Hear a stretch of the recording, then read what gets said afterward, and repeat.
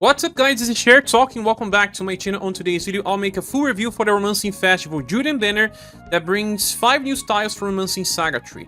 Julian, a counter specialist and the best one in the game so far. Thomas, a damage dealer with access to single target and AoE.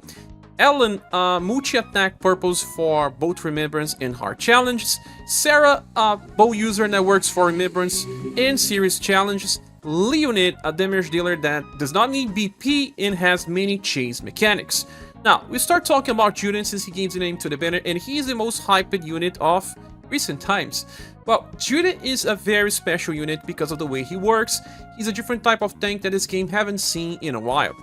We don't have very high STR, just 105%. We have good endurance, but we have seen better ones before. Just 108 for both. His dexterity and agility are just average, but his charisma is actually pretty high. He can self-heal for very good values. That's all that matters. Now, the first passive, he starts the fight with this formal stance, and he starts the fight with 13 BP as well. Formal stance is something that you can see here. On the start of a turn, he will enter taunt. This is a taunt with just a small effect that lasts for 2 turns. It will stack. So 2 stacks on turn 2 and beyond. You also put all surviving allies into stealth, and that is a small effect, lasts for 2 turns and will stack. From turn 2 you have the max effect. So this is actually very awesome since you can actually use Julian in multiple formations.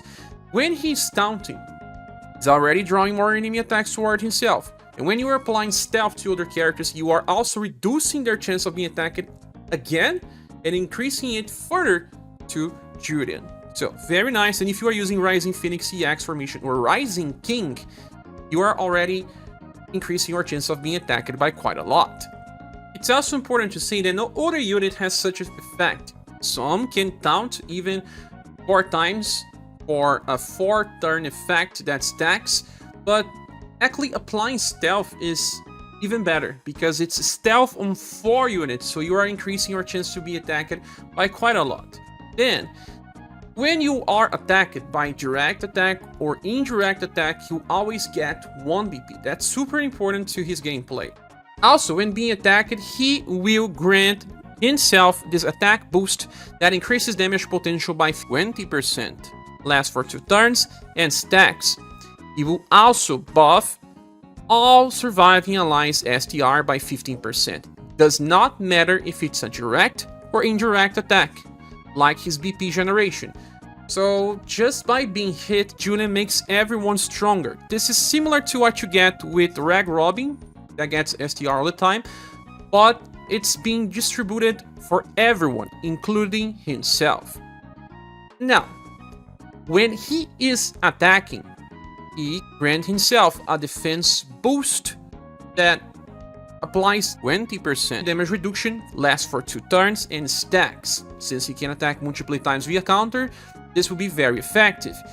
Also, buff all surviving allies endurance by 15%. So yeah, very useful for fights where the enemy uses physical attacks, but still useful for any type of challenge because he still buffs everyone's STR. Now, when all allies are still surviving, his own damage increases by 30%. And if he's attacked by an attack that will cause resist, damage taken will be reduced by 40%. So yes, Julian needs plus 35 resistance to all elements the enemies will use versus you on a fight. Also gets 1 BP by the end of a turn, at least 4 BP per turn and more when he gets attacked. Now, let's talk about the counter, finally. When he is directly attacked, just physical attacks can be direct, he will reduce the damage taken and counter-attack with Starry Rush on rank 1. Okay, so what is Starry Rush? Starry Rush Plus, it's a skill that hits between 2 to 4 times with slash and pierce damage, has just E power, so it's better to use a double S power weapon, especially Remembrance or the Divine Beast weapon. And you have 10% chance to buff any of your status separately.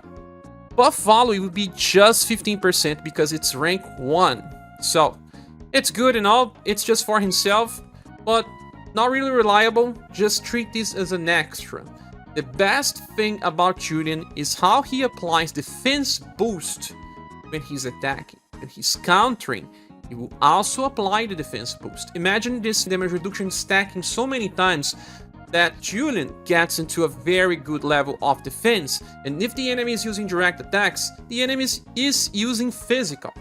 So buffing endurance will help everyone survive, eventually reaching very low amounts of damage. So he does become much stronger the more he gets hit and gets chances to counter. But even if you consider that he's not countering, just by attacking 2 times, he applies 2 defense boosts, and he will also always buff endurance by 15%, and that value keeps stacking. Now, besides Starry Rush that can also be used as an active skill, and in this time it will buff 25% for each trigger, you still have the second skill called Starry Strike. That one is a single target attack with slash and pierce again, that has 12 BP cost. He does start with 13, so he can use it on turn 1, and it will apply this end of turn very small heal for 5 turns. That will heal himself for 300 easily. So it's good to keep him alive, depending on the number of attacks the enemy does, but eventually he becomes so good defensively that you will not need to use this for real, just as an extra as well. Then the third attack is Star Liberation. It's a full AoE slash attack that can only be used once per battle, uses 13 BP, so he will use it all, and it has triple S power. It's strong for farming even. It also applies defense up that reduces damage taken for the whole fight by 20%. It's better to use this instead.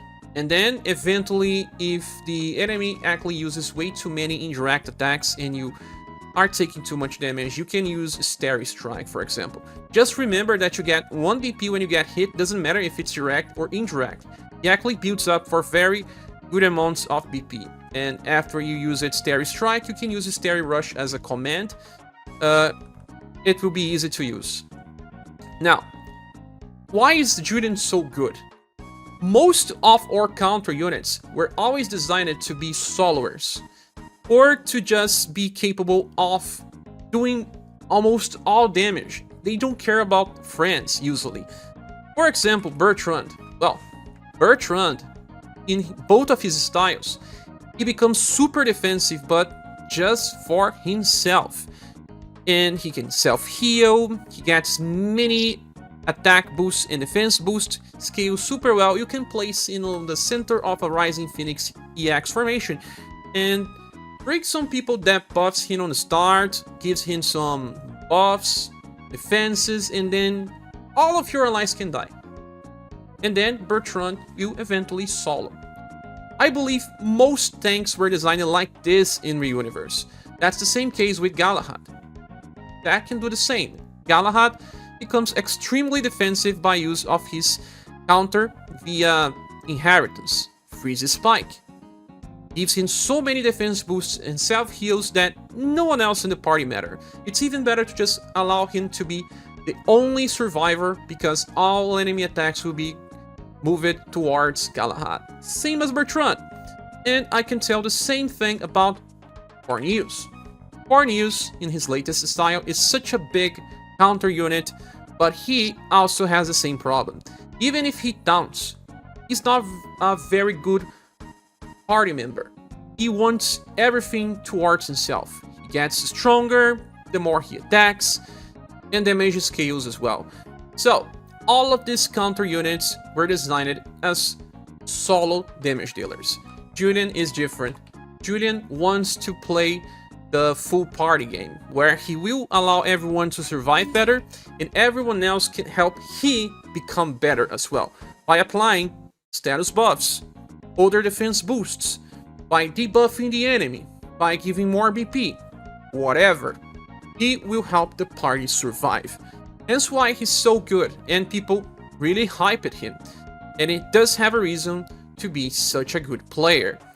He won't work on all content. In order for Julian to work on his full potential, the enemy needs to use direct attacks. You will also be better off using Julian on Rising King formation, because that will give him higher damage. But sometimes you may want Rising Phoenix EX if the enemy still has some ailment attacks to buff your Will. And you may need to bring other characters in the party to buff Will, since he only buffs Endurance. But, well, there are some stages, especially in Spiral, where Julian works. People say that he will work on stage 190 and in stage 200 as well. And in many challenges where the enemies attacks multiple times, he will work. Julian has no need for inheritance. He does have a Golden Dragon from his first limited style. If you want, this one gives morale up for 5 turns. There is also from his second tank style, Star Strike, that recovers HP if you desperately need, but he already has an option for end of turn. And that's it. I don't think there's anything else that will benefit him. So you don't need inheritance. He comes ready and anyone can get him on full potential. Just think about the fights where he will be a big player. But by being such a complete unit and the best tank in the game right now, Julian deserves an OP grade in the tier list. But is he always better than Bertrand or Forneus? Well, I cannot say that. Sometimes it's still better to just run one character that can solo with guarantee that playing with your full party. But overall, he will have more instances where he will be applicable than any other counter right now. Julian just got a new style on JP, and it's a very different type of counter. It's actually a revenge damage dealer. When he is indirectly attacked, he gets a charge that can trigger 50 times per battle, and it will attack on the next turn with a double S power attack that has both slash and pierce. A pretty unique design that does not replace the current Julian. The current Julian is still useful for JP.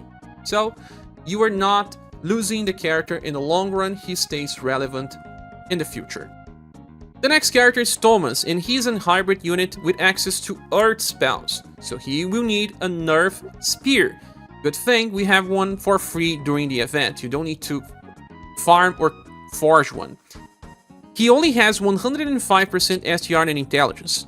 Well, if you remember, Enya from the current banner has 120 intelligence and dexterity. She has a much better design. His endurance is a little better, at least 85, and will is 91. It's just okay. And his agility is 92, so the combination for intelligence and agility may not be so high. I don't know if he'll be missing easily, but it can happen if the enemy self-buffs agility. Now, moving for passives, he starts the fight with 13 BP, and if he's using an AoE attack, 3 more plus will be activated. That is a nerf spell that deals blunt damage and has a chance to stun.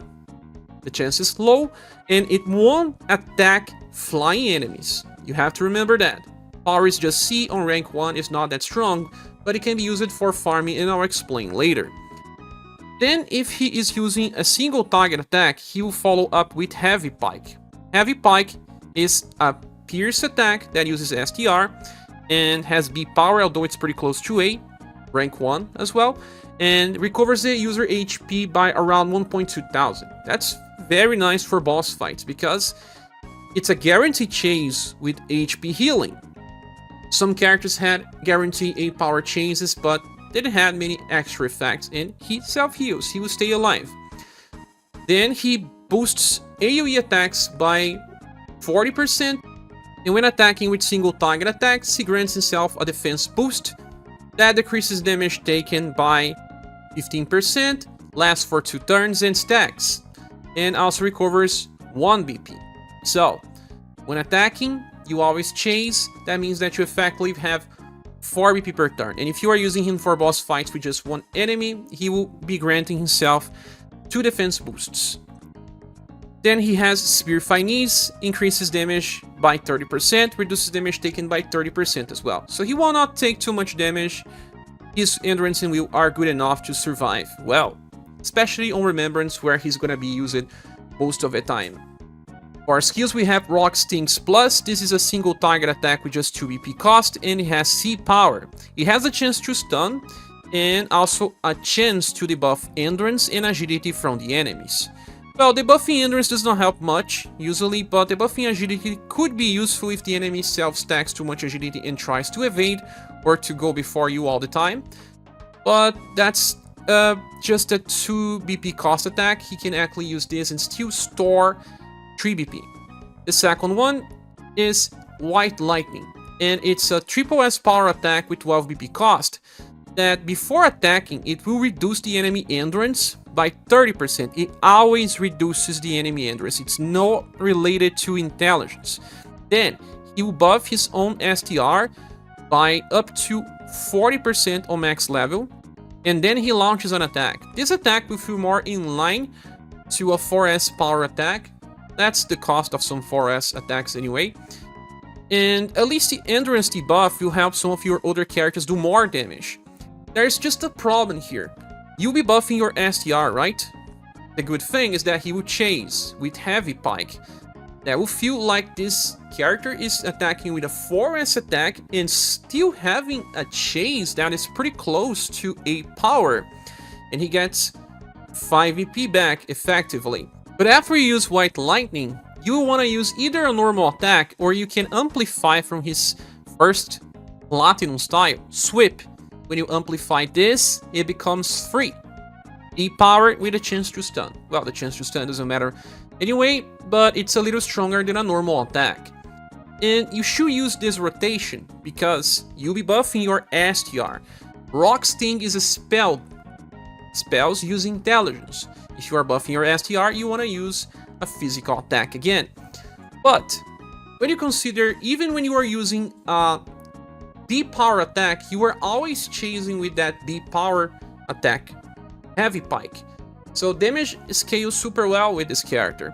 Sadly, he does not get 6 BP per turn. If he did, then he will have a perfect cycle of White Lightning, Sweep Plus. White Lightning, Sweep Plus. That will scale his STR better. It will debuff the enemy more often, and you will do more damage. If you have some BP batteries like Noel's daughter, she already fixes Thomas for a better cycle.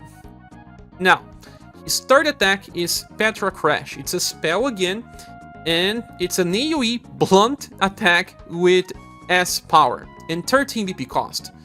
The cost is okay, I guess, and you always chase with 3 more plus that has C power. You can use this for farming, but it will not work when landing attack versus flying enemies. I mean, the chase won't work. The first hit still works, and that's when you want to use this type of character. You can still believe in his potential for AoE if you bring, for example, 3 more plus as an active skill.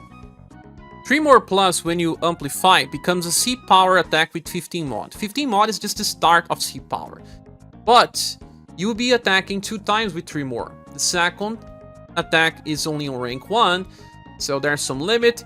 I could say that he gets super close to the potential of Ice Cream Galahad, but for just blunt damage and just for enemies that are not flying. So if you want to bring Thomas for events, he will just open with a strong AoE attack and follow up with a weak one. If there's just one wave of enemies, this will be good. If there is a second wave and there is just one enemy, you can just use Rock Stings as well. Or you can use 3 more plus, follow it up by another 3 more plus 2 times. That will work for story farming, but that's it. Now, besides Sweep and Tremor, you can also inherit Petra Delta for Petrify if you have his first book style. Petrification is pretty rare. Maybe there will be a remembrance where we need this in the future. He still has Hypergravity that debuffs enemy agility, and there is Gravity Rush that attacks between 3 to 5 times. This can be useful for Princess Golden Lion if you have his second premium style. But inheritances are not really required for this character. He already works as he is. Sadly, he's a little generic, and we'll get damage dealers that have much more offensive potential for boss fights. He loses part of his damage potential when using single target attacks, and that's what you use when you are on a boss fight, and his status are not that high, so that kind of limits him a little, even though he is good defensively. But he is just a mix of pierce and blunt damage, does not always choose his elements well, and by being too simple, I will give him an SS Plus grade in the tier list. Well, Thomas has a new style on JP released recently, but it's not really great. He does have damage block, guard up, can increase damage potential for pierce and blunt, and has chase attacks, but that's something that you find in many other characters, so he doesn't have a really great future. The next character is SaGa, and she's a support for bow users, especially on remembrance. Just 108% dexterity could have been much higher, 103% agility helps because she can buff, and 74 endurance is kinda bad, but 96% will is always a better option. For passive, she has Scrum Guard, that's right, when everyone is alive, she decreases damage taken by 20%. She has an extra effect as well, when she gets killed, she recovered HP of all surviving allies by around 1,500. When all allies are still alive as well, she increases damage potential for everyone, including herself, by 15%. When attacked, damage will be reduced by 30%, and by the end of a turn, she recovers HP. Pretty simple passives. The first one, Petty Dot Dance, gives her end of turn regen of 2 BP, and also recovers HP by around 250. So, 2 different effects, and she charges for free. You're going to get that extra heal, she will heal 2 times, and you get a total of 8 BP divided by 4 turns. That's nice because when you end this turn, you also get 3. In a turn where you don't attack, you actually preserve 11 BP. Then we have Bloom Rain. This is a skill that Monica has in her kid style. It's a column attack that is also indirect, can be used for Death Master for example, has Pierce and Sun damage, and it will buff all surviving allies dexterity and charisma by up to 25% on max level, and will recover HP by around 250. It's strong because it's just 8 BP and it has double S power, so you could say that even if you are just hitting one enemy, you are getting some good extra effects. The third attack is Unison Dancing Arrows. It's a single target attack that hits between 2 and 4 times, with B power but costs 13 BP. 13 BP is too much, you cannot even use this on turn 1. But every time that she attacks, she grants this attack boost that will increase the damage potential of our allies by 15%, but just for that specific turn. You could say that on average you're going to get 3 hits, but you can also be unlucky and just get 2 hits. The attack boost will not make that much difference, but this was made so that she helps you more versus Princess Golden Lion, the next remembrance fight, where you need to land multi-hit attacks to reduce damage taken in specific turns. I don't think that skill by itself is too great though. So her main cycle will be to open the fight with either Bloom Rain or Peridot Dance. It depends on what you want to use her for. You want to use her for Unison Dancing Arrows in the Princess Golden Lion fight, you should start with the Peridot Dance, then use Unison Dancing Arrows, and then use Peridot Dance again, because this will stack. In some turns, she will actually get 4 BP because of that skill stacking. If you want to use her for Bloom Rain, you can actually open with Bloom Rain or use it on turn 2 as well, and keep the cycle of Peridot Dance, Bloom Rain, Peridot Dance, Bloom Rain. She's a character that only gets 3 BP per turn, so she really needs to keep using Peridot Dance to have better cycles. Now, as for inheritance, she can amplify Millionaire to become Millionaire Plus in the future. She can also just use Rapid Fire if you have this older style. This is a double hit deep power attack that also buffs dexterity 2 times. There's Ring of Arrows, that is an 8 power AoE attack. And Skyfall, that is an attack that will heal herself and also recover the HP of all surviving allies. But Bloom Rain is already good enough, to be honest.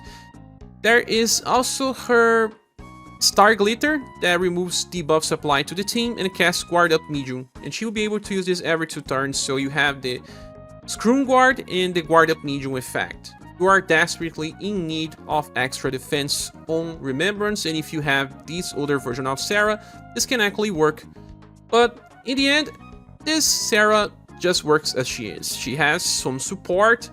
It's not really a special unit.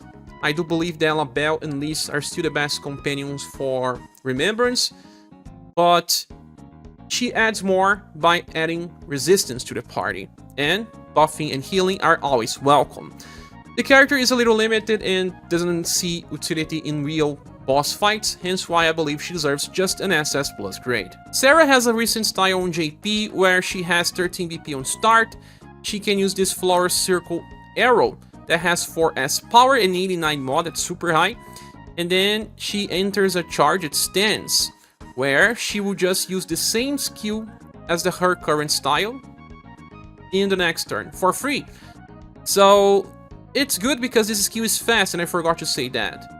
Also, when she's on a charged stance, she will cast Morale Up Extreme and Guard Up Large. Guard Up Large decreases damage taken by 35. Morale Up Extreme increases damage potential by 50%. And she will also recover 6 BP to try to use Flower Circle Arrow right on the next turn. It's an okay style that has some utility, although some of the recent styles on JP can offer even more than Sarah. The next character is Ellen, and she has 125% STR and 102% agility. Those are good status to do damage and do it fast. 93% will is good enough, and her endurance suffers a bit by being just 64%. She still has intelligence for inheritance, but that's really not needed. Moving far past it, she starts the fight with 13 BP, and when she lands an attack, she gets 1 extra BP as well. She gets 30% increase in damage at all times, reduces damage taken by 30%.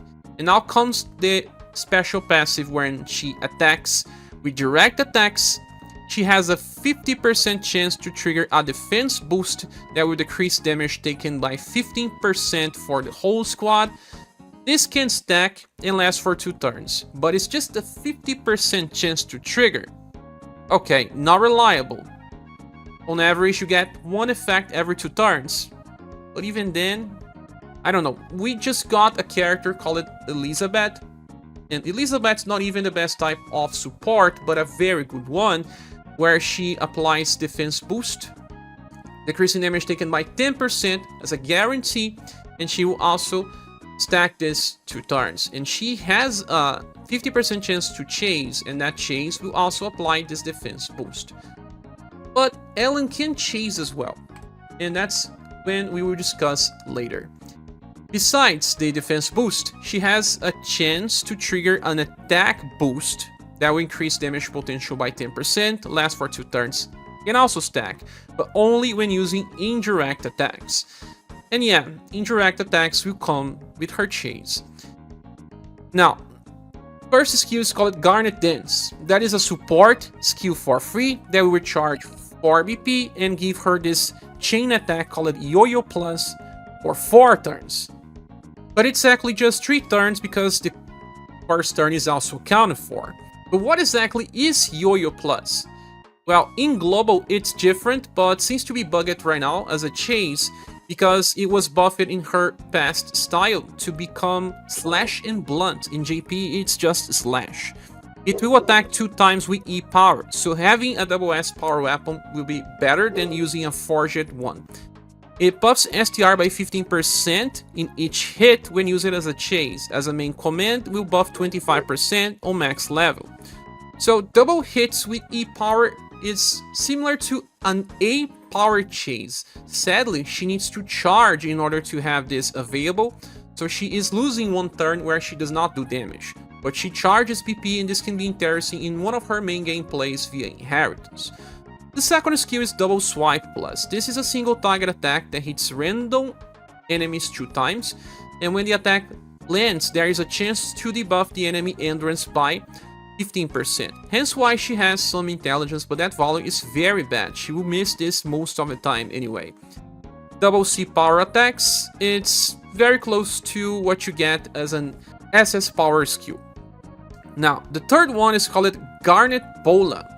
For 13 BP, well, she starts with 13. She will attack 3 times with slash damage, and each time she attacks, she grants herself an attack boost that increases damage by 15%. So the second hit will do a little more damage, and the third hit even more. But there's a problem. This attack is indirect. Just like Yo-Yo Plus is indirect, she will then be buffing attack instead of defense, and even then just with a chance. So I would prefer to have some direct attacks, maybe using double swipe. Would be better if you don't have inheritance, right? But then again, Garnet Bola being indirect can be useful because you can target some enemies in the back row.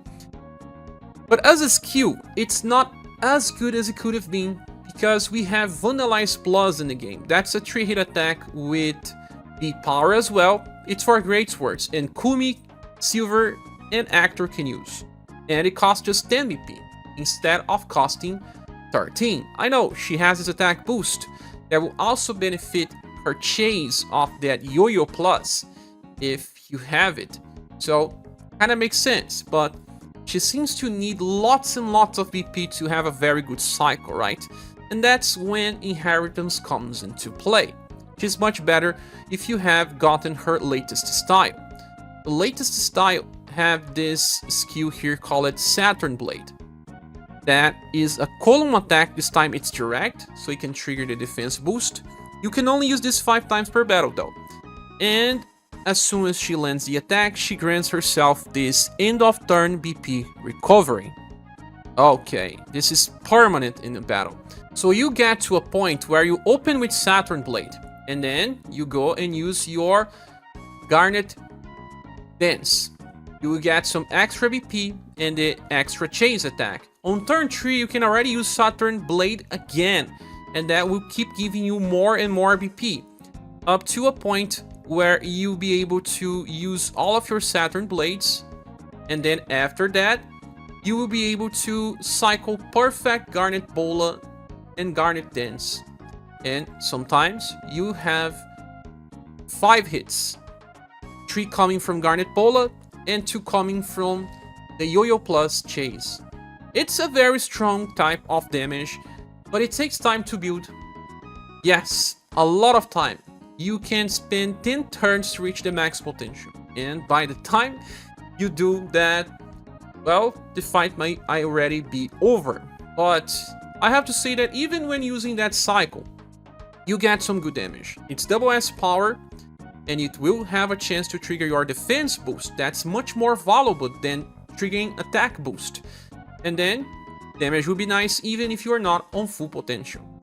So Ellen works. Without Inheritance, she's a little more limited. You'll just be relying on maybe double swipe and Garnet Dance to have at least a chance of defense boost.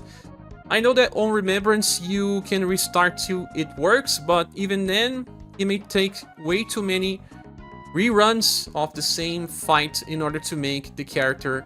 There's also the problem that when you are using Garnet Dance, you are not attacking. That means that you will not be able to apply the defense boost, only on the next turn, and even then, you have to use a direct attack. That really limits her gameplay. It should have been something like on start of turn, instead of having to rely on triggering direct attacks. Now, if you don't have her latest premium style to inherit skills, we have the free S style that we got recently that has Skydrive Plus, but that one is an indirect attack. It will boost attack instead of defense. It does have an extra blunt damage, and it gives 15 points of overdrive gauge to allies. It's triple S power, much like her easy to acquire dynamic shop that becomes a 9 BP when you amplify. That also has triple S power, but it's direct. I think it's better. You can also use Savage Slash, that it's also direct, and will try to trigger a defense boost, and buffs all surviving allies STR by 25%. But it's a weak attack if there's just one enemy. Slash of Terror can be used for Carmine. And there is also 2 different styles for nukes, where you can get Deadly Spin, a 4S power attack with 12 BP cost. There's still Dimensional Break that can do AoE damage and instant kill for Siegfried if you have this version of Ellen. And there is also from her summer style, Dynamic Watermelon Cut, that hits between 2 to 3 times, but it's direct, so you can trigger your defense boost instead of an attack boost. Well, this Ellen is strong when you have the Inheritance, but for real hard challenges, she is lacking, sadly. You get more damage dealers that have defense layers and other extra effects to help the party, like the newest Anya does already, and even Leon. So, for the future, she is lacking, and if you don't have the Inheritance, she will do a little less damage than expected. I do believe they will fix her chase, and that will allow her to be useful for some more challenges when you have to use specific series. But she's also easy to skip if you don't care too much about remembrance. If you do care about remembrance, she's a good style to have, especially if you didn't get the newest Darius or some other Axe users. Ellen can certainly help even if you need to restart a little. But since she is a niche character and not widely useful, I think she deserves only an SS Plus grade. Ellen just got a recent style on JP where she can do a lot of damage. That's right. You can open with her cutting dynamic attack, that's a triple S power with 13 BP cost, but it gives her this passive where she will debuff the enemy endurance, STR, and intelligence by 5% for 2 turns. So that's okay because she can actually chase with 3 different attacks. Each one has a 37% chance. 2 attacks have 4S power and other one has just double S power, but it gives an attack boost that increases damage by 25%. So she is a stronger damage dealer that can also chase many times, but still has very low endurance. The future is not that great. The next character is Leonid, and he is a very different type of damage dealer. He's a hybrid, so he needs both STR, agility, and intelligence. He suffers a bit, those values are not that high. His endurance is just okay, and will is a bit higher. Now, moving for passive, on the start of turn, he triggers a stealth stance that only lasts for that particular turn, so he will be less attacked than other people, especially depending on where you place it on formation. And when other surviving allies are attacked, he will grant himself an attack boost that increases damage potential by 10%, lasts for 2 turns, can stack, and he will grant himself also a defense boost that decreases damage taken by 15%, and only lasts for that particular turn. So it only works if the enemy is attacking multiple times, because in the first hit nothing happens, only on the second one. Can help a little, but the attack boost is what makes this guy do more damage. When he attacks, he recovers 1 BP, and he also has 20% damage increase, reduces damage taken when resisting by 40%, 37% chance to evade. Now, when he's using a normal attack, he will activate 2 different chases. You need to check those chases. The first one is Withering Plus, that's a spell, so he needs a martial arts weapon with the shadow element. This can debuff STR and endurance by 15%, and he does have good intelligence. 110% is good enough. It will work in most case scenarios. And then we have Black Pearl right after. That is an E-power attack that hits 2 times, and it's blunt and shadow, but a martial arts attack. So, E-power and double E-power. This is pretty much in line to having access to a 4S attack just by using a normal attack. That's right, because then we will have 3 hits with E-power, normal attack is also E-power, and then an extra one with B.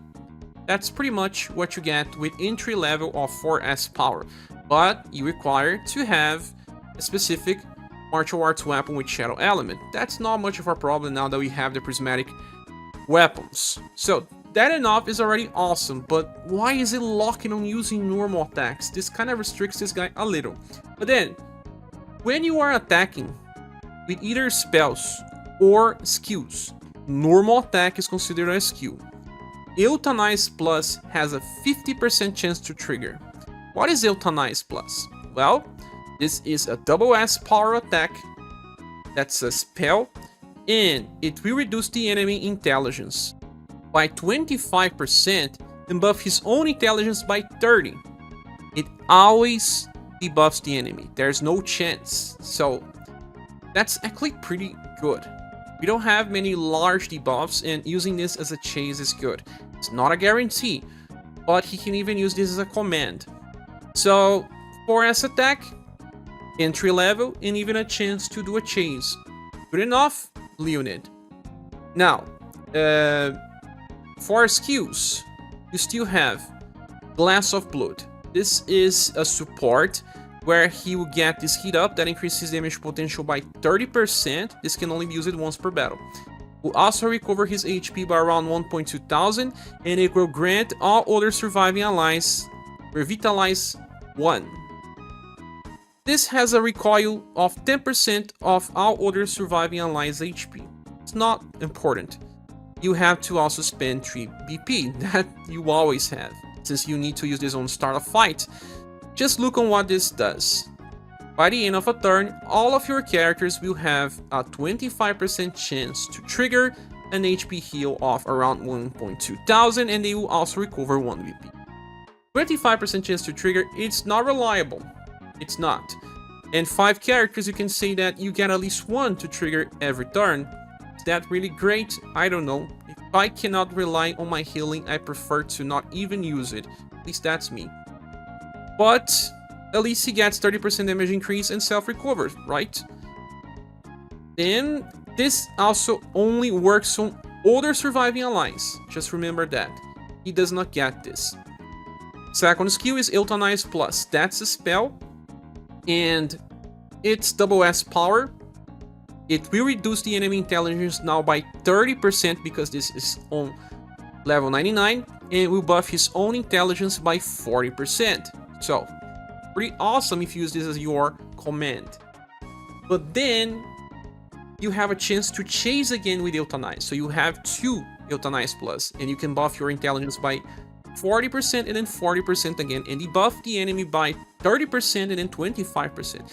Debuff value will be insane, but that also brings us some problems. When you debuff that much, enemy hates. He will use Defy Weakness, maybe even on the same turn, just like when you use Elicit to debuff an enemy and she debuffs so much that the enemy just uses Defy Weakness. So you will not have control because your chase may happen or may not.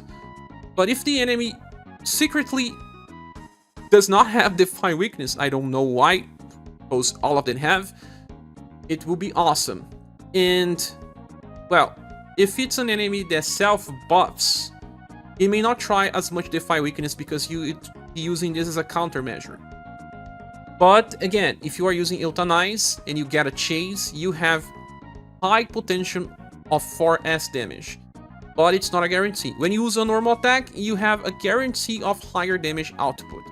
Funny how a character do more when using normal attack than when using a skill. The good thing about this is that if you bring Leonid, for example, to Spiral Corridor 180, where a boss will increase the BP cost of your skills, he doesn't care. He just uses his glass of blood, and then after that he uses normal attack forever. It's good enough. He doesn't even need to manually use Euthanize Plus unless you want to try to debuff on specific turns, and that will work. So yeah, another good contender for some challenges. Then he has a third spell, Undead Party. It's a full AoE Shadow and Blunt attack that has 8 power, it's already good, and it has a low chance to apply Poison or Carmine. Sleep, we don't have Remembrance that needs to sleep. Confusion for Wuhan Remembrance. Unconsciousness for Siegfried Remembrance. He can help in 3 different Remembrance battles with just this spell. It's the same one that you find on the latest version of Orluge. But to be honest, Unit is much better than Orluge, because we have much more effects and he can even help the party with healings even through its RNG based. So this character is nice, I like him, I wanted to have him to play in some challenges, but I didn't get him. And I do believe that the Euthanize Plus can be some problem, but if you just keep using normal attacks with this guy, you have some good effects. As for Inheritance, nothing really works for this guy, he's already good enough. But you could, for example, inherit Wrecking Plus, that has a chance to stun. There's Withering Plus, that debuffs Endurance and STR. You can also get Caress to recover HP, it became a triple S power attack. And that's it, nothing else makes sense. This guy is good, I like him, but eventually we'll get stronger damage dealers that have better chases and even extra attacks on Overdrive. So, right now, I do believe he deserves a triple S grade by having access to party support and good damage without relying on BP cost. But if you don't get him, don't worry, he's another character that is easy to skip and you'll find replacements in the future. So with that said, I believe he deserves a triple S grade. Now, he got a recent style on JP where he is a character that can cast Morale down medium to decrease damage taken from enemies by 25% and cast Morale up extreme that I do believe in global should be 50% and can debuff the enemy STR and agility while buffing himself. And he even gets his attack for free when he's on overdrive, and he's a character that self-buffs quite a lot. But nothing really special. If you don't like Leonid and don't care about getting this style, you can forget about him and try to chase other units. Now back to the banner image. Is this banner worth summoning for? In my opinion, yes, I will give it a silver award. Julian is a meta character that changes how we use counter tanks, and he's gonna stay relevant for the foreseeable future. But if you do not have enough gens and you prefer to summon for Leon and Enya because they are also meta characters, okay, you could skip Julian and he will still be useful when he reruns, but that may take some time to happen. But don't worry, when you can use Julian, you'll probably be able to use different characters. But if you like the character, get him and drop out of the banner. Unless you like some of your characters because they are favorites, always summon for your favorites if you want. But if you don't care about them, just drop from the banner because all of them get replaced easily as soon as we start entering UniverSe, and we'll get stronger damage dealers and stronger support. With all that said, that's my opinion. What is yours? Please say here on the comment section. Thank you so much for watching. Please subscribe if you haven't, and if you want to support the channel, we have links on the description. Hope to see you soon in the next video. Bye.